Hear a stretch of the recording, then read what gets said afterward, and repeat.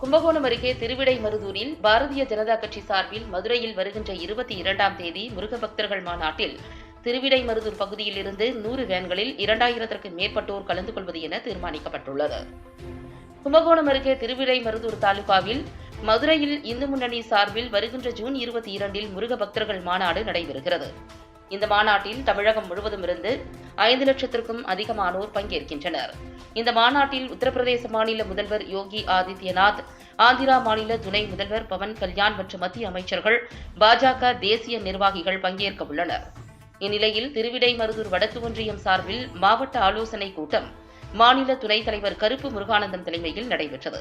இதில் முன்னாள் மாவட்ட தலைவர் சதீஷ், மயிலாடுதுறை மாவட்ட பார்வையாளர் அண்ணாமலை, மாவட்ட தலைவர் தங்கக்கென்னடி, முருக பக்தர்கள் மாநாடு பொறுப்பாளர் சாமுவேல், மாவட்ட துணைத் தலைவர்கள் ராஜேந்திரன், பன்னீர்செல்வம், பொன்ராஜ் தேவர், மாவட்ட பொருளாளர் வேதமுரளி, மாவட்ட பொதுச் செயலாளர் செல்வராஜ், மல்லிகா, ஒன்றிய தலைவர்கள் ராஜேஷ், திலகவதி ராஜசேகர், சத்தியமூர்த்தி, மாநில பொதுக்குழு உறுப்பினர்கள் உமாதேவி, வாசுதேவன், மாநகர பொறுப்பாளர் வசந்தி, ஒன்றிய பொதுச் செயலாளர் ராமகிருஷ்ணன், ஒன்றிய பொருளாளர் செந்தில்குமார், மத்திய நலத்திட்ட பிரிவு மாவட்ட தலைவர் ராதா, முன்னாள் ஒன்றிய தலைவர் சந்திரசேகர் மற்றும் நிர்வாகிகள், பொறுப்பாளர்கள் உள்ளிட்ட ஏராளமானோர் கலந்து கொண்டனர்.